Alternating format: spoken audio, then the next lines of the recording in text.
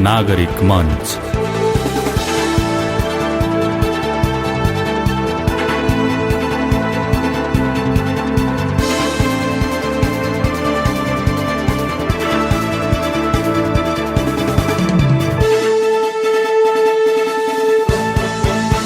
नमस्कार, रेडियो नागरिकको दैनिक प्रस्तुति कार्यक्रम नागरिक मञ्चमा स्वागत छ। म कमल छेत्री। समसामयिक विषयमा कुराकानी गरिने यस कार्यक्रममा आज हामी अर्थविद प्रोफेसर डाक्टर रामप्रसाद ग्यावालीसँग कुराकानी गर्दैछौँ। गत डिसेम्बर 31 तारिकमा चीनको वुहानमा पहिलो पटक पुष्टि भएको कोरोना संक्रमणका कारण विश्व आक्रान्त बनिरहेको छ। विश्व लकडाउनमा छ। लकडाउनको प्रत्यक्ष असर मानव स्वास्थ्य सँगसँगै अर्थतन्त्रमा परेको छ। विश्लेषकहरूका अनुसार कोरोना कहरले अर्थतन्त्रको मेरुदण्डमा प्रहार गरेको छ। विश्वको नै अर्थतन्त्र धराशायी बन्ने भनेर विश्लेषण भइरहेका बेला नेपालको अर्थतन्त्र पनि निकै खुम्सिने प्रक्षेपण गरिएको छ। केन्द्रीय तथ्याङ्क विभागले हालै सार्वजनिक गरेको तथ्याङ्कले नेपालको चालु आर्थिक वर्षको आर्थिक वृद्धि दर 2.27% सीमित हुने प्रक्षेपण गरिएको छ। तर अर्थशास्त्रीहरू भने चालु आर्थिक वर्षको आर्थिक वृद्धि दर अझै घट्न सक्ने अनुमान गरिरहेका छन्। आजको कार्यक्रममा भने हामी नेपालको अर्थतन्त्रसँगै विश्व अर्थतन्त्रमा कोरोना कहरका कारण परिरहेको प्रभाव र पर्न सक्ने प्रभावका विषयमा चर्चा गर्दैछौँ। आजका मेरा अतिथि अर्थविद प्रोफेसर डाक्टर रामप्रसाद ग्यावाली अहिले सम्पर्कमा हुनुहुन्छ। उहाँलाई स्वागत गरौँ। कार्यक्रममा स्वागत छ तपाईँलाई। हजुरलाई पनि धन्यवाद। आराम हुनुहुन्छ? आरामै छ हजुर कमलजी। देश लकडाउनमा छ। कोरोना कहरका कारणले विश्व नै लकडाउनमा छ। दिनचर्या कसरी बिताउँदै हुनुहुन्छ? यही अब घरमै बस्ने, कोठामै बस्ने, अलिकति अनलाइन क्लासेसहरू हुन्छ युनिभर्सिटीको, त्यो अनलाइन क्लासहरू लिने, यति मात्रै भइरहेछ। अरू काम खासै त्यस्तो छैन। देश कोरोना कहरको अहिले चपेटामा छ। नेपाल मात्र नभएर विश्व नै कोरोनाको कहरमा रुमलिरहेको छ। आज हामी तपाईसँग विशेष गरी कोरोना कहरका कारणले नेपाल सहित विश्वको अर्थतन्त्रमा परिरहेको प्रभाव र पर्न सक्ने प्रभावका विषयमा कुराकानी गर्दैछौँ। सुरुमा कोरोना महामारीलाई तपाईले चाहिँ कसरी बुझ्नु भएको छ, एक अर्थशास्त्रीका नजरबाट विश्लेषण गर्दा? यो कोरोना महामारी यो संसारभरि चलेको महामारी हो र यसले विकराल रूप लिएको छ। यसको पहिलो एट्याक त ह्युमन हेल्थमा भयो। त्यो अनएभोइडेबल छ। सबभन्दा ठुलो एट्याक ह्युमन हेल्थमा भयो। तर त्यसको इमिडिएट अर्को इफेक्ट चाहिँ के भन्दा इकोनोमीमा पर्ने हो। किनभने ह्युमन हेल्थमा हुने बित्तिकै मान्छेको हेल्थ कन्डिसन डिटेरिएट भयो, बिग्रिएर जाने भयो। मान्छे बिरामी भइसकेपछि काम गर्न सक्ने भएन। त्यस कारणले काम नगर्दाखेरि उत्पादन कम भएर जानु एकातिर स्वाभाविकै छ। अनि अर्कोतिर यसले के भयो भनेर भन्दाखेरि गभर्मेन्टहरूले सेफ ल्यान्डिङको पोलिसी लिँदाखेरि लकडाउनको पोलिसीहरू लियो। त्यो लकडाउनको पोलिसीले गर्दा इकोनोमी ठप्प भयो। त्यो ठप्प हुँदाखेरि इकोनोमी रिसेसन मात्रै होइन, डिप्रेसनकै फेजमा जान्छ कि जस्तो किसिमको स्थिति चाहिँ देखियो। र यो एउटा विकराल स्थिति हो। किनभने मेडिकल साइन्सले यसको सोल्युसन पनि निकालेको छैन। एउटा ठुलो च्यालेन्जका रूपमा छ र यसलाई हामीले कोप गर्नु पनि छ। र त्यस कारणले गर्दा यसले पहिलो सबभन्दा ठुलो ह्युमन हेल्थमा इफेक्ट पारेको छ र दोस्रो इफेक्ट चाहिँ यसको इकोनोमीमा आएको छ। त्यो इकोनोमीमा आएको इफेक्ट चाहिँ उत्पादन गर्न नसक्ने स्थिति भएका कारणले आएको हो। तपाईँले भन्ने गरे जस्तै, तपाईँले भर्खरै उल्लेख गरे जस्तै विश्वका अर्थशास्त्रीहरूले पनि कोरोना कहरले विशेष गरी अर्थतन्त्रको मेरुदण्डमा नै प्रहार गरेको भनेर विश्लेषण गरिरहेका छन्, होइन? आज हामी विशेष गरी विश्वभन्दा पनि नेपालको अर्थतन्त्रमा के कस्तो प्रभाव परिरहेको छ र पर्न सक्नेमा केन्द्रित रहौँला। सुरुमा नेपालको अर्थतन्त्रको कुराकानी गर्दाखेरि हामी आयात मुख्य अर्थतन्त्रमा सङ्घर्ष गरिरहेका छौँ, बाँचिरहेका छौँ। नेपालको अर्थतन्त्रमा चाहिँ कोरोना कहरले के कस्तो प्रभाव पार्ला? नेपालको अर्थतन्त्र कस्तो छ भने सबभन्दा ठुलो कन्ट्रिब्युटिङ गर्ने सेक्टर भनेको टोटल उत्पादनमा चाहिँ एग्रिकल्चर सेक्टर हो। एग्रिकल्चर सेक्टरको लगभग 28 देखि लिएर 30% जति त्यसको इफेक्ट पर्छ एग्रिकल्चरमा। र त्यसपछिका अरू सेक्टर भनेको होलसेल रिटेल म्यानुफ्याक्चरिङ आउँछ, अरू कुराहरू हुन्छन्, सर्भिस सेक्टर छ। र यसको इमिडिएट इफेक्ट त कहाँ पर्यो भनेर भन्दाखेरि अहिले आएर लकडाउन गरिदिने बित्तिकै सबै उत्पादनको कार्यहरू ठप्प भएर गयो। यो उत्पादनको कार्य चाहिँ ठप्प भएर जाँदाखेरि एग्रिकल्चर मात्रै होइन, इन्डस्ट्रीको काम पनि ठप्प भयो। र नेपालको ब्याकबोन भनेको बेसिकली यसरी जाउँ, नेपालको अर्थतन्त्रको ब्याकबोन भनेको रेमिट्यान्स हो। हजुर, रेमिट्यान्स भनेको बाहिरबाट आउने आम्दानी हो। त्यो जुन नेपालीमा विदेशमा गएर उनीहरूले रोजगार गरेका हुन्छन्, त्यो रोजगारीबाट प्राप्त हुने आम्दानी रेमिट्यान्स हो। र त्यो रेमिट्यान्सको आम्दानी पनि कोरोनाले गर्दा इफेक्ट पार्यो, किनभने बाहिर जाने नेपालीहरू अहिले लगभग 5,000 भन्दा माथि कोरोनाबाट संक्रमित छन् भन्ने समाचार आएको छ हिजोसम्म। हजुर, 73 जना मान्छेहरूको चाहिँ नेपालीहरूको डेथै भइसकेको छ। अनि पहिलो इम्प्याक्ट चाहिँ के भयो भनेर भन्दाखेरि बाहिरबाट आउने रेमिट्यान्स नै यसले एकदमै कम गरिदियो र त्यो फ्लो असाध्यै कम भएर आयो। र त्यो रेमिट्यान्स कम हुँदाखेरि के भयो भन्दा हाउस होल्ड इकोनोमीको जुन खर्च गर्ने क्षमता थियो नि, मान्छेको आम्दानी हुन्थ्यो, उनीहरूले केटाकेटीहरू पढाउँथे, स्कुल जान्थे, स्कुलको खर्चहरू गर्थ्यो, त्यो सबै हाउस होल्डको एक्सपेन्डिचरलाई यसले चाहिँ ह्याम्पर गर्यो। र त्यो एउटा एडभर्स इफेक्ट चाहिँ रेमिट्यान्सले पहिलो पार्यो भने, दोस्रो इफेक्ट के पर्यो भने नेपालको टोटल फरेन एक्सचेन्जमा रेमिट्यान्सको लगभग 60% कन्ट्रिब्युसन थियो। जस्तो विदेशी मुद्राको सञ्चिति, त्यो 60% विदेशी मुद्राको सञ्चिति रेमिट्यान्सबाट आउँथ्यो भने त्यो सञ्चिति पनि यसले हानिदिँदाखेरि यसले त अर्कोतिर भुक्तान सन्तुलनको प्रब्लम पनि लगाइदियो भनेदेखि त्यहाँबाट ठुलो हिट त्यहाँबाट आयो इकोनोमीको प्रहार। र दोस्रो प्रहार कहाँबाट आयो भन्दा नेपालको टुरिज्म हो, टुरिज्म बुस्टअप गर्नुपर्छ भनेर सबैले भनिदिन्थ्यो। लगभग जिडिपीमा टुरिज्मको 2 देखि 3% एराउन्डको त्यो कन्ट्रिब्युसन थियो। त्यो जिडिपीमा भएको त्यत्रो कन्ट्रिब्युसनको टुरिज्मको त अहिले मात्रै होइन, लगभग माघबाटै होइन, कोरोनाकोले गर्दा टुरिस्टहरू आएन भनेर होटल इन्डस्ट्रीहरू अनि अरू सर्भिस सेक्टरहरू र त्यो किसिमको ट्राभल एजेन्सीहरूमा एकदम सुस्ताएको स्थिति थियो। अहिले आएर लकडाउन भएपछि त यो दुईटा इन्डस्ट्रीहरू टोटल एक हिसाबले कोल्याप्सकै स्थितिमा यिनीहरू यतातिर पुगे। र अरू भएको एग्रिकल्चर पनि खै खोलेको हो कि होइन सरकारले, त्यो पनि क्लियर छैन। 28% कन्ट्रिब्युसन गर्ने एग्रिकल्चर इन्डस्ट्रीहरू मोरलेस स्टपै छ। अब त्यसलाई पार्सियली खोल्दै जाने होला सरकारले भन्दा त यसले इकोनोमीमा त राम्रै रिसेसन ल्याउने चाहिँ देखिन्छ कमलजी।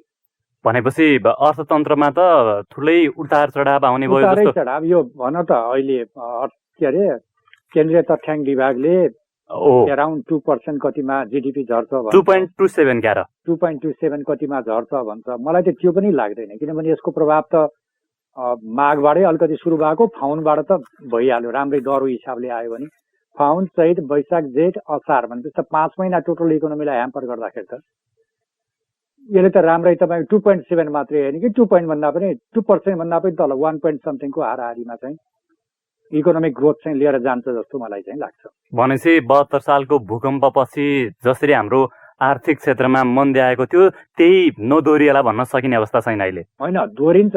यो मन्दी त्यतिखेरको मन्दी भूकम्पको कारणले आएको थियो। यो त बडो भूकम्प नोन थियो, यो चाहिँ अननोन भयो कि कुनै स्याम्टमै देखिन्न। तपाईँको 14-15 दिनपछि स्याम्टम देखिन्छ, लगभग प्रब्लम सल्भ भयो भने जस्तो भइसकेको थियो। हिजो आज त तपाईँको 75 जना पुगिसक्यो। अब काठमाडौँमा यस्तै ऱ्यापिड टेस्ट गर्यो भने कति आउने हो, एकदमै अनसर्टेन कि स्लो पाइजन जस्तो। त्यस कारणले गर्दा त यो भूकम्प भन्दा पनि यो खतरनाक भयो कि। तपाईँले अघि वैदेशिक रोजगारीमा जो रहेका छन् उनीहरूले पठाउने रेमिटेन्सको कुरा गर्नुभयो होइन, जो राम्रैसँग कोल्याप्स हुने अवस्थामा पुगेको उल्लेख गर्नुभयो। त्यसैमा अलिक केन्द्रित हुन मन लाग्यो मलाई चाहिँ। अहिले नेपालबाट विदेशमा झन्डै 50 देखि 60 लाख श्रमिकहरू काम गरिरहेका छन् भन्ने गरिएको छ होइन। औपचारिक अनौपचारिक तथ्याङ्कहरूले त्यही देखाउँछ। अब यो अर्थतन्त्रमा मात्र नभएर अब कोरोना कहरपछि उनीहरू नेपाल फर्किन चाहन्छन्, त्यसपछि व्यवस्था सरकारले कसरी गर्नु पर्ला, त्यसले चाहिँ कस्तो असर पार्ला समग्र हाम्रो व्यवस्थालाई? होइन, यो अहिले त संक्रमणको हिसाबले सरकारले बाहिरबाट आउनलाई रोकेको छ। हजुर, त्यो पब्लिक हेल्थको हिसाबले त्यो डिसिजन टेम्पोररी राम्रै हो अल्पकालका लागि। तर यो कोरोना कहिलेसम्म इन्डिङ हुने, यसको इन्डिङ पोइन्ट त थाहा छैन, किनभने चलिरहेछ। अब यसको भ्याक्सिन निस्कने कहिले, अब सेप्टेम्बर अक्टोबरतिर भन्छ, त्यो पनि सफल हुने हो होइन भने यसले राम्रै लामै प्रहर लिने होला। तिनीहरू आयो भने त ह्युमन राइटको हिसाबले उनीहरूलाई नआऊ भन्न पनि मिल्दैन। कसैले सुप्रिम कोर्टमा रिट हालिदिएला, सुप्रिम कोर्टले फेरि आदेश दिएला लिएर आऊ भनेर भन्ला। अनि त्यसलाई सरकारले त्यो तयारीका रूपमा लिएर जानुपर्छ। उनीहरूलाई आउने बित्तिकै कसरी क्वारेन्टाइनमा राख्ने, त्यत्रो मान्छेहरूलाई अब त्यो कसरी म्यानेजमेन्ट गर्ने, त्यत्रो त्यो लार्ज स्केलको मान्छेहरूलाई कसरी क्वारेन्टाइनमा राख्ने, त्यो चाहिँ तयारी सरकारको चाहिन्छ। मुख्य कुरा सरकारले अहिलेदेखि नै व्यवस्थामा लाग्नु पर्यो भन्ने तपाईँको विचार हो? अहिलेदेखि नै उहाँहरू व्यवस्थामा लाग्नु पर्यो र व्यवस्थामा लगाइसकेपछि यसको सेकेन्डरी इफेक्ट छ। पहिलो त उनीहरू विदेशमा गथे, उनीहरूले रोजगारी पाथ्यो, त्यो रोजगारी पाएका कारणले गर्दाखेरि उनीहरूलाई आम्दानी हुन्थ्यो, रोजगारमा काउन्ट हुन्थ्यो। तर यहाँ नेपालमा आइसकेपछि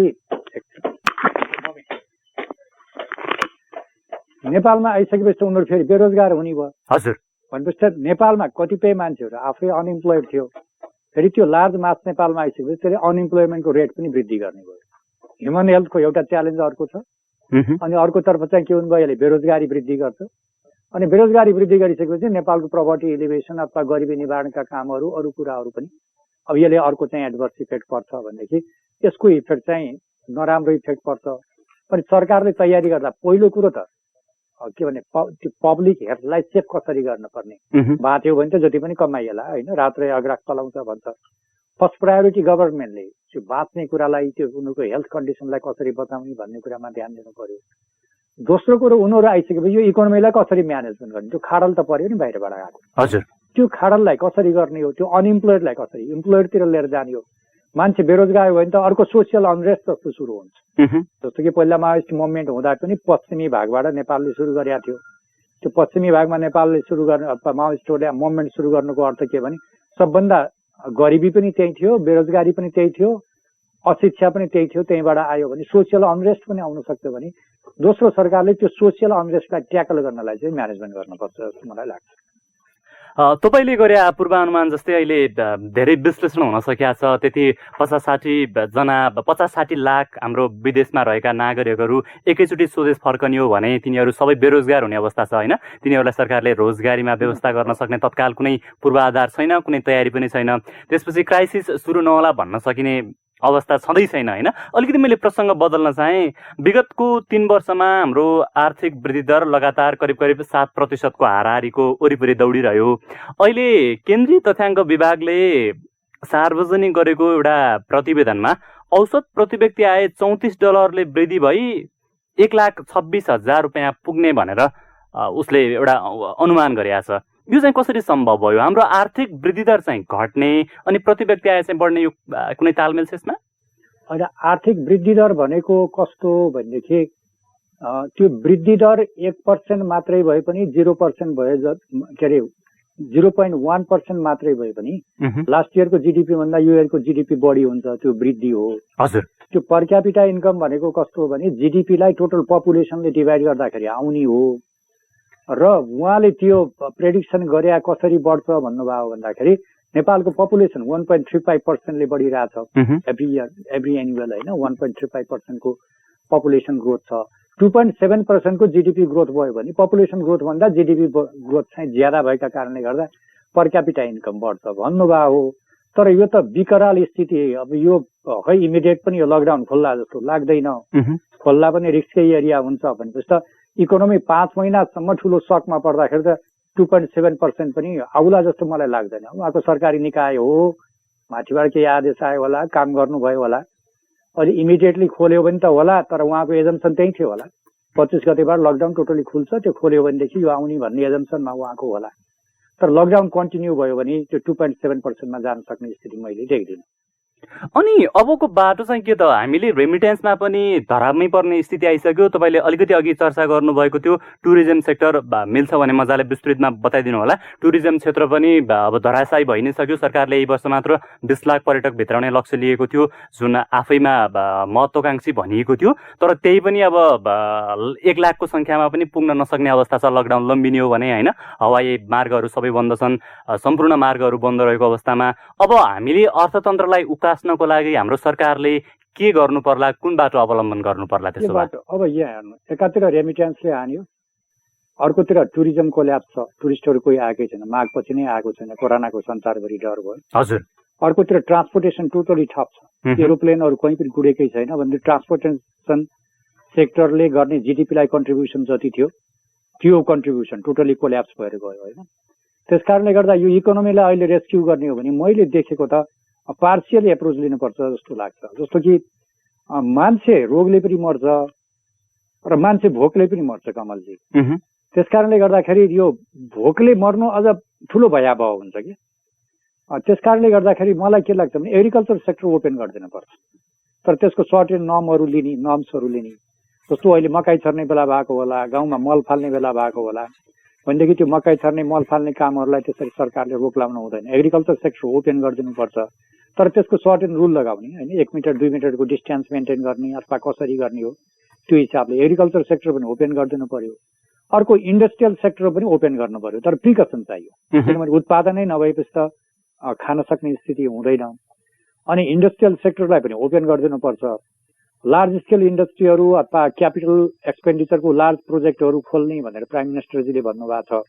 ठुलो ठुलो योजनाहरू छन् नि त, जुन बृहत आयोजनाहरू छन् त्यसलाई खोल्नु भएको छ। त्यसलाई खोल्ने कुरालाई कन्टिन्यू गरिदियो भने त्यसले क्यापिटल एक्सपेन्डिचर ग्रोथ हुन्छ। त्यो क्यापिटल एक्सपेन्डिचर ग्रोथ भएको कारण त्यो इन्भेस्टमेन्टका कारणले इकोनोमीमा आउटपुट बढेर जान्छ। यी कुराहरूलाई यसरी लिएर जानुपर्छ। तर केही कुराहरू यस्ता छन् जसलाई हामी त्यसरी इमिडिएट खोल्यो भने झन् ठुलो भयावह स्थिति आउन सक्छ। त्यो भनेको के भने एउटा एजुकेसन सेक्टर हो। सबभन्दा लार्जर ग्यादरिङ हुने चाहिँ एजुकेसन सेक्टर हो। स्कुलमा बाबु नानीहरू ग्यादरिङ हुन्छन्, युनिभर्सिटीमा स्टुडेन्टहरू प्रोफेसरहरूको ग्यादरिङ हुन्छ। त्यसबाट स्प्रेड अप हुनसक्छ भनेदेखि एजुकेसन सेक्टरलाई केही समयसम्म त्यसलाई ब्लक गरिदिने। अनि सार्वजनिक यातायातमा सबभन्दा ठुलो सर्ने सम्भावना भएको सार्वजनिक यातायातहरू छ, त्यो सार्वजनिक यातायातहरूलाई केही समयसम्म ब्लक गरिदिने। त्यस्तो हिसाबको पोलिसी लिएर गयो भने इकोनोमी अलिकति रिभाइभ हुन्छ। अब अर्को पनि चुनौती छ। हजुरले भने चाहिँ नेपाल आयातमा निर्भर भएको देश हो। एग्रिकल्चर के अरे तपाईँ कृषि प्रधान मुलुक भए पनि नेपाल कृषि प्रोडक्टहरूमा चाहिँ डेफिसिटमा छ। अथवा नेपालको चाहिँ वैदेशिक व्यापार हेऱ्यो भनेदेखि हाम्रो निर्यातभन्दा आयात धेरै हुने गर्छ। पनि हामी खाद्यान्नमा पनि बाहिर भर पर्न पर्ने हुन्छ। अब इन्डिया चाहिँ नेपालको सबभन्दा ठुलो सक मलाई लागेको इन्डिया हो। इन्डियामा अहिले 42,000 भन्दा माथि मान्छेहरू कोरोनाबाट भिक्टिम छन्। अहिलेसम्म 1300 भन्दा धेरै मान्छेहरू डेथ भइसके। ओपेन बोर्डर छ। पश्चिममा कसरी हुल आएको छ हजुरले जान्नु भएको छ। भने त्यो इन्डियामा यत्रो सक भएपछि त इन्डियाको पनि त प्रोडक्सन त घट्छ। उनीहरूले लकडाउन चाहिँ अझ अर्को 14 दिनको त्यहाँ थपिरहेको छ, फेरि पनि थप्ने होला भनेदेखि भोलि बिहान त यो मात्रै होइन, एउटा फुडको लागि खाद्यान्नको सङ्कट पनि आउन सक्छ। भने त्यसका लागि पनि सरकारले अर्को जोहो गर्न पर्ने हुन्छ। बाहिरबाट ल्याउने कति र भित्र उत्पादन गर्नुपर्ने कति। त्यस कारणले गर्दाखेरि यो सेक्टरलाई चाहिँ ओपेन अप गरिदिनुपर्छ। अनि मेडिकलको मेडिसिन उत्पादन गर्ने सेक्टरहरू हुन्छ, इन्डस्ट्रीहरू हुन्छ, त्यो पनि अहिले चाहिँ बजारमा औषधि पनि पाइन्न भनिरहेछ। कतिपय औषधिहरू बजारमा पाइएको पनि छैन भनेदेखि यी कुराहरूलाई ओपेन गर्नुपर्छ। र अरू कुराहरू चाहिँ बेसिकली यो सेक्टरहरूलाई चाहिँ क्लोज गरेर पार्सियल पोलिसीबाट गयो भने काम लाग्छ। अर्को के पनि गर्न सकिन्छ भने लकडाउन गर्ने, तर लकडाउन कस्तो भने एउटा क्षेत्रबाट अर्को क्षेत्रमा जान नदिने। कि जस्तो चाइनाले देशै लकडाउन त गरेका थिएन नि, जहाँबाट वुहान कि कुन प्रदेशबाट आएको त्यहाँबाट आएकोमा उनीहरूले त्यो प्रदेश लक गरेका थियो भने जहाँ जहाँ एकदमैसँग क्रोनिक प्रब्लमहरू छ त्यो एरियाहरू लक गर्ने। एउटा ब्लकबाट अर्को ब्लकमा जान नदिए पनि धेरै हदसम्म यो प्रब्लमहरू चाहिँ मिनिमम हुन्छ। तपाईँले भने जस्तै हाम्रो अर्थतन्त्र, विश्वको अर्थतन्त्र भनौँ कस्तो हुने भन्ने अवस्थामा कोरोना महामारी कहिलेसम्म कति बेलासम्म लम्बिन्छ भन्ने कुरा त इम्पोर्टेन्ट भइ नै हाल्यो। त्यसमाथि कोरोना चलिरहे पनि, कोरोनाको महामारी निरन्तर रूपमा अघि बढिरहे पनि हाम्रा छिमेकी मुलुकले कस्तो नीति अवलम्बन गर्छन् भन्ने कुरा पनि भर पर्ने नै भयो होइन। मुख्य त्यही पार्ट भयो। हाम्रो त इन्डिया भने खालि मुलुक मात्रै दुईटा, हजुर राष्ट्र मात्रै दुईटा, तर त्यो जनताहरूको रिलेसन त्यो सिमानाले बाँध्दैन के। जस्तो नेपालीहरूले इन्डियामा गएर बिहाबारी गरेका छन्, इन्डियाका मान्छेहरू नेपालमा बिहाबारी गरेका छन्। हामी काठमाडौँमा बस्या भएर इन्डिया र नेपाल चाहिँ अलिकति फरक जस्तो लाग्छ। तराई बेल्टमा हेऱ्यो भने त यस्तो फ्लो छ, त्यो 4-5वटा नाकाले मात्रै पनि त त्यो फ्लो त रोकिन्न। किनभने त्यो अरू बाटाहरू छन्, ओपेन बोर्डर छ, जहाँबाट जो पनि छिर्न सक्छ। नि सामान ल्याउन पो सडक चाहिन्छ, गाडीहरू चाहिन्छ, मान्छे हिँड्न त जहाँबाट पनि हिँड्न सक्छ। अनि यो ठुलो चुनौती छ कि। त्यस कारणले गर्दाखेरि इन्डियाले लिएको पोलिसीले नेपाललाई ठुलो प्रभाव पार्छ। त्यसलाई ध्यान दिनुपर्छ जस्तो मलाई लाग्छ। अनि सँगै हजुरले उल्लेख गर्नुभयो जस्तै भुइँ मान्छेहरूका व्यथा उस्तै छन् होइन, जो हामी कृषिमा आधारित अर्थतन्त्रका कुराकानी गर्न थालेका छौँ पछिल्ला नाकाबन्दीदेखि, विशेष गरिकन यो चर्चामा आएको शब्दावली छ। अनि सँगै मैले जोड्न खोजेका चाहिँ जो अहिलेसम्म मकै छर्न पाएका छन्, पानी सिजन सुरु भइसक्यो होइन, तराईतिर जाने हो भने आँप फुल्न थालिसक्यो, औषधि छर्कन नपाएको अवस्था छ, यसले पनि ठुलो प्रभाव पार्ला।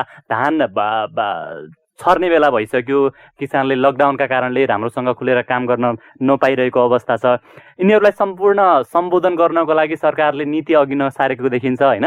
सरकार भने राजनीतिक शक्ति समीकरणका नाममा अब लकडाउनलाई लम्ब्याउँदै गएको, अर्थतन्त्रलाई सुधार गर्न कुनै पनि प्रयास नगरेको भनेर एक प्रकारको आरोप पनि लागिरहेको छ।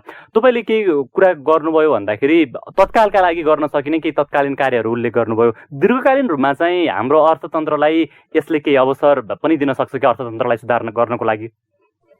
होइन, त्यो बुवाहरूले जस्तो त्यो त सरकारले पुर्याइदिन पर्यो। किसानहरूलाई गहुँ काट्ने सुविधा छैन भनेदेखि ठुलो त्यो गहुँ काट्ने मेसिनहरू हुन्छ, त्यो मेसिनहरू उपलब्ध गराइदिनु पर्यो। धान रोप्ने थिति छ भने त्यो ट्र्याक्टरहरू के लाने हो त्यो उपलब्ध गराउनु पर्यो।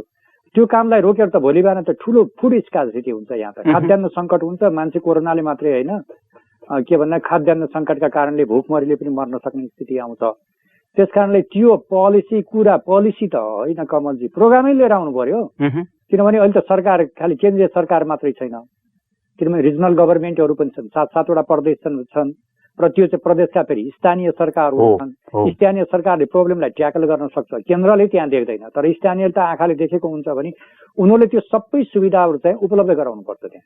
र त्यो अब खेतीलाई रोकेर त यो कामै छैन। इन्डियाबाट तपाईँ इम्पोर्ट गर्ने उपाय छैन, इम्पोर्ट गर्न पनि पैसा चाहिन्छ, रेभेन्यू उठिया छैन, सरकारले कहाँबाट इम्पोर्ट गर्ने हो होइन। एउटा बडो ठुलो चुनौतीको स्थिति छ र त्यस कारणले गर्दाखेरि यो उत्पादन सेक्टरलाई रोकेर त हामी काललाई निमन्त्रणा गर्ने जस्तो मात्रै हुन्छ।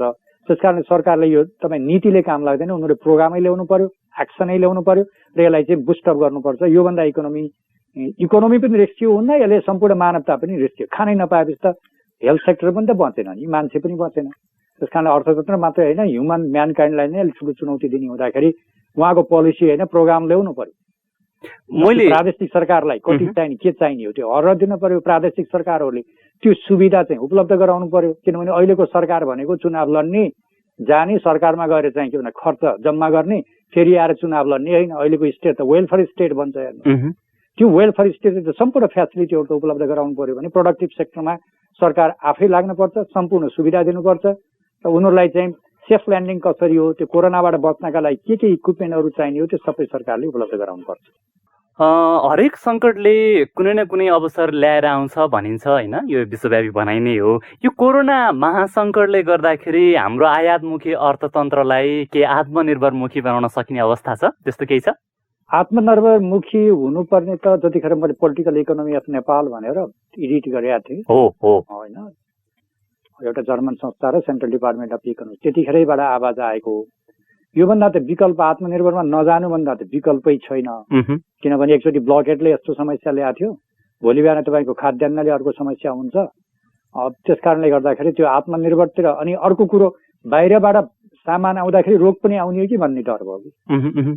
जस्तो त्यो जम्सहरू त हुन्छ, अब तरकारीहरू हामी इम्पोर्ट गरेका छौँ, अरू कुराहरू इम्पोर्ट गरेका छौँ भनेदेखि ती कुराहरू इम्पोर्ट गर्दाखेरि त्यो कोरोना भएको क्षेत्रबाट आउँदाखेरि मैले यो मुलुक वो मुलुक भने होइन कि त्यो तरकारीसँगै पनि अरू चिजहरूसँग पनि आउन सक्छ भनेपछि त आत्मनिर्भर अर्थतन्त्रतिर जानुको त विकल्पै छैन। खालि ग्लोबलाइजेसन भन्यो, तर ग्लोबलाइजेसन कस्तो भने अनलिमिटेड ग्लोबलाइजेसन भयो। नभएदेखि यति छिटो त्यो चाइनामा कति भएको थियो त भने यति छिटो संसारभरि फैलियो भने फैलिएको कारणै ग्लोबलाइजेसन हो। त्यस कारणले गर्दा ग्लोबलाइजेसनको पनि अलिकति रेस्ट्रिक्टिभ पोलिसी, ग्लोबलाइजेसन त हो तर कन्ट्रोल म्यानेज वेट एन्ड सीको पोलिसीले ग्लोबलाइजेसनलाई हेरेर आत्मनिर्भरतिर जानुको चाहिँ विकल्पै छैन। सबभन्दा ठुलो मेडिसिनतिर जानु पर्यो, खाद्यान्नतिर जानु पर्यो। खाना पाएपछि त मान्छे बाँच्दै गर्छ नि, अरू कुराहरू बिस्तारै हुँदै जान्छ। त्यस कारणले यी कुराहरूलाई त्यसलाई धान्ने भनेको एग्रिकल्चर सेक्टरै हो, अनि अर्को इन्डस्ट्रियल सेक्टर हो उत्पादनलाई धान्ने भनेको। र यी कुराहरूलाई त के अरे लकडाउन गरेर चाहिँ कल्याण छैन इकोनोमीका लागि। अब हामी कार्यक्रमको लगभग अन्त्यतिर पनि छौँ। विश्व अर्थतन्त्रतिर अलिकति चर्चा गरौँ।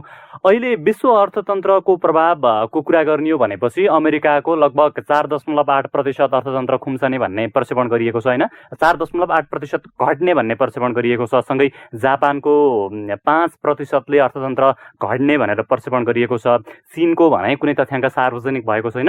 कोरोना महामारीपछि चीनले चाहिँ विश्व अर्थतन्त्रलाई उकास्न सहयोग गर्नेछ भनेर चीनले दाबी गरिरहेको छ। यसपछि अर्थात् कोरोना महामारीपछि विश्वको अर्थतन्त्रको रूप कस्तो भन्ला? कोरोना महामारी पछि त होइन, विश्वको सबै यो रिसेसन एक ठाउँमा मात्रै हुँदो रहेछ। जस्तो अब अमेरिकामा मान्छे अनइम्प्लोइड भयो भने नेपाली पनि अनइम्प्लोइड हुन्छ, त्यहाँ गएको छ नि त। अहिलेको ग्लोबलाइजेसनको एरिया हो, कतिपय नेपालीले अमेरिकामा काम गरिरहेछन्। त्यस कारणले गर्दा एउटा कन्ट्रीको खुम्चिनु भनेको अर्को कन्ट्रीको ट्रान्ज्याक्सन खुम्चिने हो, त्यो डिपेन्डेन्सी छ। अब कतिपय अमेरिकाको कम्पनी अथवा अमेरिकामा प्रोडक्सन घट्या होला, तर जापानिज कम्पनीहरू काम गरिरहेको हुन्छन्, त्यताबाट जापानको जिएनपी चाहिँ घटिरहेको हुन्छ भने यस्तो यो इन्टरडिपेन्डेन्स इकोनोमी हुँदाखेरि सबै इकोनोमी रिसेसनको फेजमा जान्छ। रिसेसन मात्रै होइन, यो त डिप्रेसनको फेजमा जान्छ। साधारण डिप्रेसन भन्दा अझ यो खतरनाक स्थिति मलाई के लाग्छ भने साधारण डिप्रेसनमा प्राइस पनि घट्दै जान्थ्यो, उत्पादन पनि घट्ने, प्राइस पनि घट्ने, रोजगारी पनि घट्ने, ब्याज दर पनि घट्दै जाने, सबै घट्दै जाने हुन्थ्यो। तर अहिले त यो अलिकति ब्ल्याक मार्केटिङ राइज भएको हुँदाखेरि चाहिँ उत्पादन पनि घट्ने, रोजगारी पनि घट्ने, तर मूल्य बढ्ने हिसाबले झन् ठुलो प्रब्लम ल्याउने हो कि भन्ने शङ्का जो अहिलेसम्म अनप्रेसिडेन्ट पहिला जुन हामीले देखेका थिएनौँ विश्व अर्थतन्त्रमा त्यस्तो किसिमको सेन्टरमा आउने हो कि जस्तो पो देखिन्छ त नेपालको हेर्दाखेरि। र विश्व अर्थतन्त्र त्यही हिसाबले यो डाउनस्विङको फेजमा जान्छ। यसले इम्प्लोइमेन्ट पनि घटाउँछ, यसले उत्पादन पनि घटाउँछ, अनि यसले प्रति व्यक्ति आय पनि अरू कन्ट्रीहरूको घटाउँछ, ठुलै डिप्रेसनमै जाला जस्तो किसिमको स्थिति देखिन्छ। किनभने यो कहिलेसम्म जाने भन्ने कुराको टुङ्गै छैन। हो, केही तथ्याङ्कले 2 वर्षसम्म लम्बिन सक्ने भनेर भर्खरै प्रतिवेदन सार्वजनिक देखाएका छन्। छैन, तर चाइना बडो क्लेभर, अब उनीहरूले हर्बल प्रोडक्टले कन्ट्रोल गरे हो कि के हो। चाइना त अहिले पहिला संसारको नम्बर 1 कन्ट्रीमा थियो कोरोनाको, अहिले आएर त चाइनाको सबै लिस्टबाट हेर्दा त सबभन्दा माथि युएस भएर अहिले त 11 नम्बरमा चाइना पुगिसकेको छ। यो त ब्राजिल रसियाले पनि चाइनालाई उछिनिसक्यो भने चाइनाको मोरलेस एकदमै ग्रोथ रेट मिनिमम छ, 82-83 हजार यतैको लगभगमा छ। भने त्यही रेटमा चाइनाले आफूलाई कन्ट्रोल गर्न सक्यो भने त यो स्ट्राटेजिकली चाहिँ चाइनाको इकोनोमी घट्ला, तर अरू इकोनोमी भन्दा चाइनाको इकोनोमी स्ट्रङ हुन सक्ने सम्भावना रह्यो यो डेटाको आधारमा। चीनमा अहिले करिब 400को हाराहारीमा मात्रै एक्टिभ केस रहँदा अमेरिकामा भने झन्डै 9.5 लाख एक्टिभ केस छन्। 9.5 लाख एक्टिभ केस भनेपछि त अब त्यो मान्छेले काम गरेर मात्रै उत्पादन हुने हो नि त। हो, जब मान्छे बिरामी छ उसले काम गर्न सक्दैन अनि अरू इन्डस्ट्रीहरू पनि पार्सियली क्लोज छ भनेदेखि अब त्यसले त डेफिनेट रूपमा चाइनाको वृद्धि दर चाहिँ अमेरिकाको भन्दा उच्च रहने देखिन्छ। कार्यक्रमको अन्त्यमा के जोड्न चाहनुहुन्छ? सबभन्दा ठुलो सङ्कट हो यो महामारी। यो साइन्सलाई पनि यसले ठुलो चुनौती दिएको छ, विज्ञानलाई पनि। यसको कुनै पनि समाधान छैन र त्यस कारणले गर्दाखेरि सरकारले सबभन्दा ठुलो प्रायोरिटी चाहिँ ह्युमन हेल्थलाई, मान्छेको शरीर पहिलो प्रायोरिटी हो, त्यसलाई पहिलो प्रायोरिटी दिनु पर्यो। र मान्छे रोगले मात्रै मर्दैन, भोकले पनि मर्छ। त्यस कारणले बेसिक सेक्टरहरू जुन छ नि, जस्तो एग्रिकल्चर सेक्टर होला, इन्डस्ट्रियल सेक्टर होला, उत्पादन सेक्टर होला, खाद्यान्नका अरू सेक्टर होला, यो सेक्टरहरूलाई चाहिँ पार्सियली चाहिँ खोलेर लिएर जाने हो भनेदेखि मान्छेहरूले रोजगारी पनि पाउने, अनि अर्थतन्त्र पनि थामिने, अनि लकडाउन पनि कन्टिन्यू, किन पार्सियल मात्रै हुन्छ, टोटल लकडाउन हुँदैन।